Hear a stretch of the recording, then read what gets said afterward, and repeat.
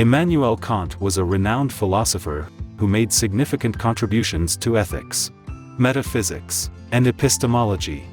His quotes reflect his emphasis on reason, morality, and the importance of considering the universal implications of our actions. Kant's ideas continue to be influential in philosophy and have sparked debates and discussions for centuries. I think, therefore I am. Man is not rich or poor according to what he has, but according to what he is. Science is organized knowledge. Wisdom is organized life. All our knowledge begins with the senses, proceeds then to the understanding, and ends with reason. There is nothing higher than reason. Experience without theory is blind, but theory without experience is mere intellectual play. It is beyond a doubt that all our knowledge begins with experience. Thoughts without content are empty. Intuitions without concepts are blind.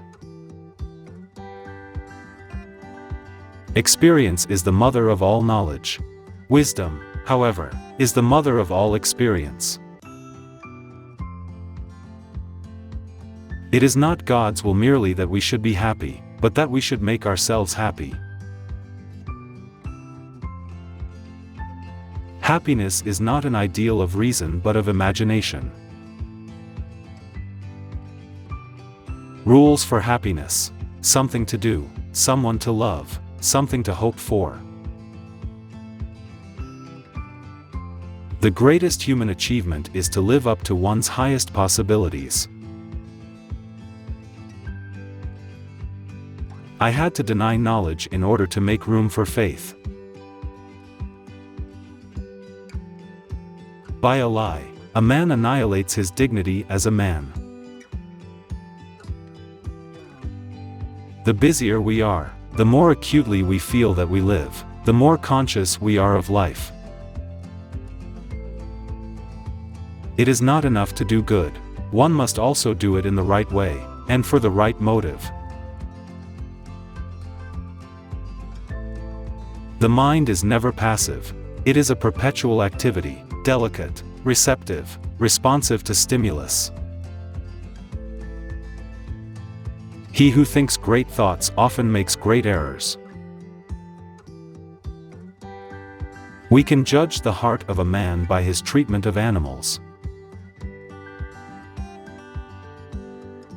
A lie is a lie, no matter how small. Man must be disciplined, for he is by nature raw and wild. Two things awe me most: the starry sky above me and the moral law within me. Dare to know. Have the courage to use your own understanding. All the interests of my reason, speculative as well as practical, combine in the three following questions. 1. What can I know? 2. What ought I to do? 3. What may I hope? All contradictions can be resolved if we think accurately and sufficiently.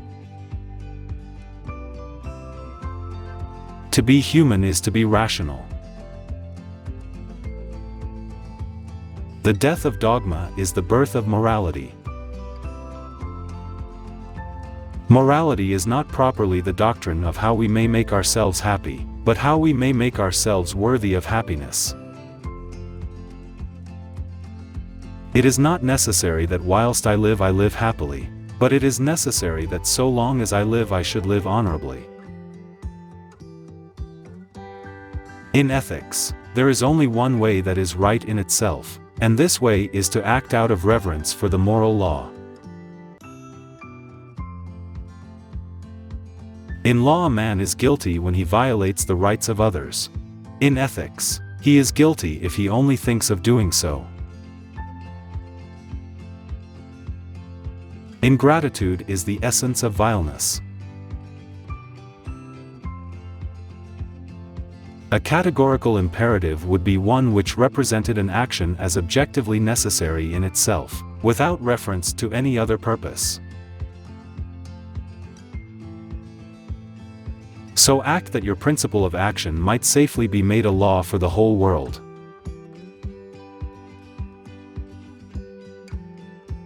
The only object of practical reason is the good will.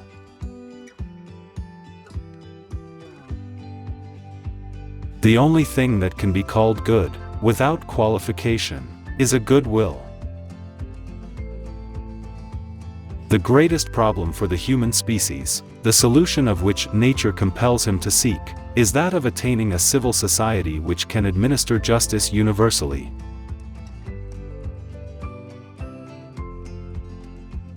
Man's greatest concern is to know how he shall properly fill his place in the universe and correctly understand what he must be in order to be a man. All metaphysicians are like physicians whose heads are more diseased than their patients. Even philosophers will praise war as ennobling mankind, forgetting the Greek who said, "War is bad in that it begets more evil than it kills." Out of the crooked timber of humanity, no straight thing was ever made. He who is cruel to animals becomes hard also in his dealings with men. We can judge the heart of a man by his treatment of animals.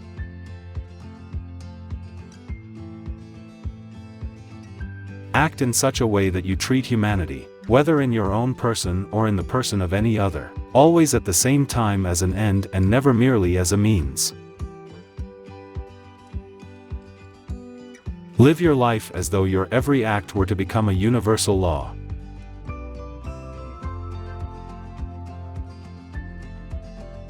Always recognize that the other person is also you.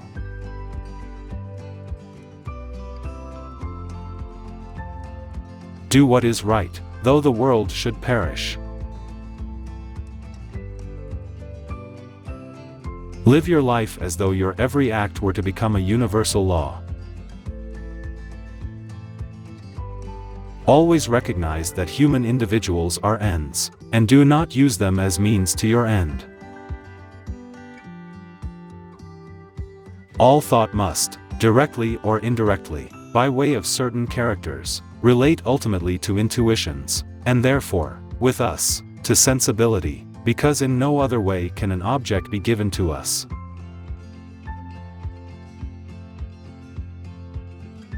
Even if a civil society were to be dissolved by the consent of all its members, the last murderer remaining in the prison must first be executed.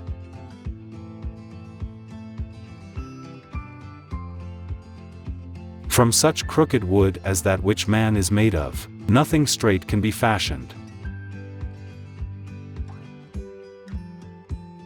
Two things fill the mind with ever-increasing wonder and awe. The more often and the more intensely the mind of thought is drawn to them, the starry heavens above me and the moral law within me. The problem of organizing a society which is socialist in principle is therefore not merely a technical problem but above all a moral problem.